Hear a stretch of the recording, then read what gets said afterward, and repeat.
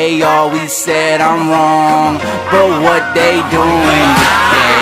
I think they want me gone, but I ain't going away. They told me I was wrong, but look at my ass today. Da da da da da da da da da da da. Hey yo everyone on The Real Sports Talk, what's good on the internet, what's good in life? I'm Akeem Balaam, aka Li495, once again welcoming all of yous to another edition of 10 Minutes on the Clock. So let's get right to it. Of course, the main story that we have coming up to the NFL season as NFL kickoff takes place Wednesday. I said in the latest column that I wrote for TheRealSportsTalk.com that it started Thursday, but it's actually going to be starting Wednesday. It's moved up a day once again. I forgot because President Obama is going to be giving his speech at the Democratic National Convention in Charlotte, but that's another story for another video.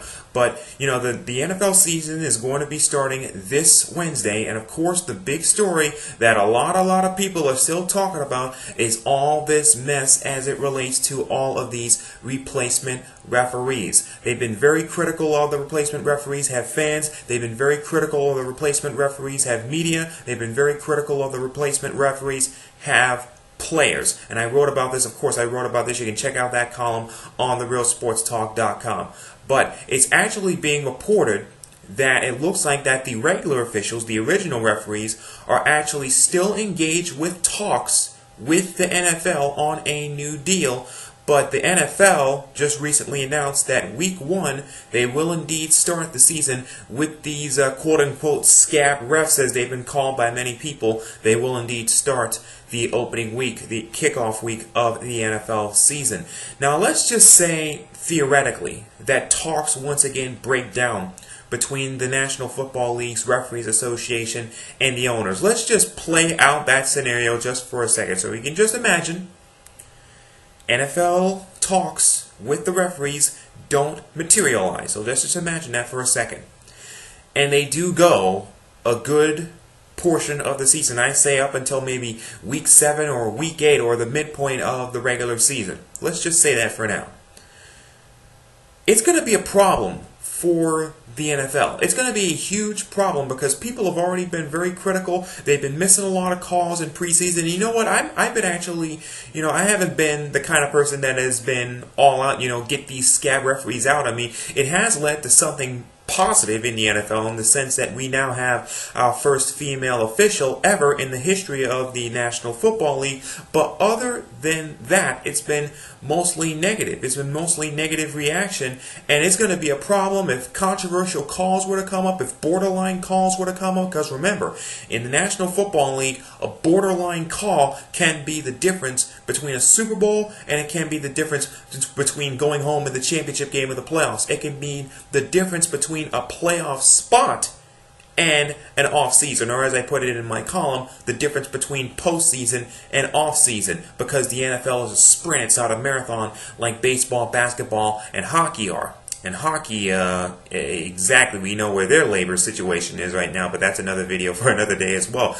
But to prove a point, this has the potential to be a huge problem for the league because of the fact that you have calls that are borderline calls all the time, and not even the regular officials get it right.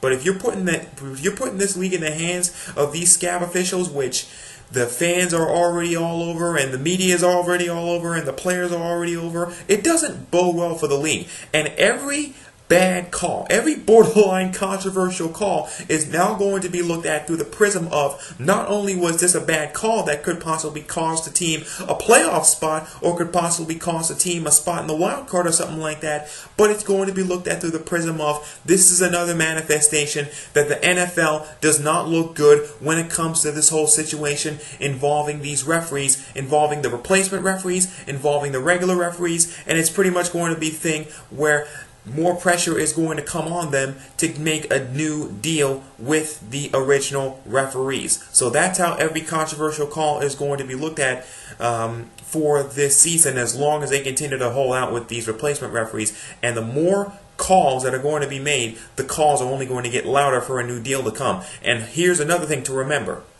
The owners, because they're the ones, of course, the owners, because, Commissioner Goodell, for some strange reason, the owners pay him, so of course he's a spokesperson for the owners. That's really all the commissioner is in reality. But when you look at it, what if it's, say, Jerry Jones, who now seems to be pursuing a rap career? I imagine he's promoting an album on the Dallas rap radio stations. What if it's him? Or what if it's Irsay, who's very outspoken on Twitter? And it's either the Cowboys or the Colts or anybody or any other team that gets messed up.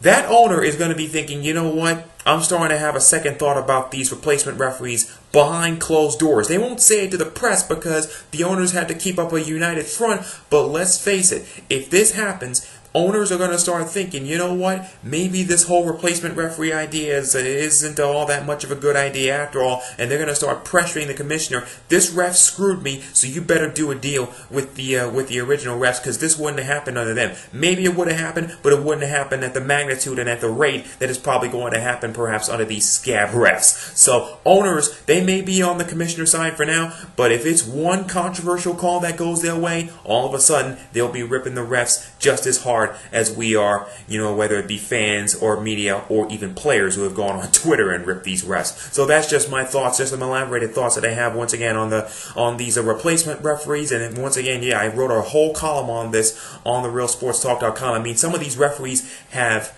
credentials that include the Lingerie Football League. Come again? They're more qualified to be Playboy photographers than they are, because we all know what that league is all about. And I imagine to some of you that may be an appealing thought, but that's another story for, once again, another day. Moving on to what I believe is the whole thing with this whole Stephen Strasburg mess. They have this pinch count, this innings count that they have on Stephen Strasburg because they're trying to protect him in the future. Now, I can understand that they're trying to protect his future aspects, and particularly when they have Gio Gonzalez doing what he's doing for the Washington Nationals. But let's face it, the Washington Nationals in the last couple of years have been built up around two young guys whom they built up quickly through the minors and have made almost seamless transitions to the majors. Stephen Strasburg and Bryce Harper. That's the franchise for the Washington Nationals going forward. And right now, they have the best record in baseball and have a legitimate shot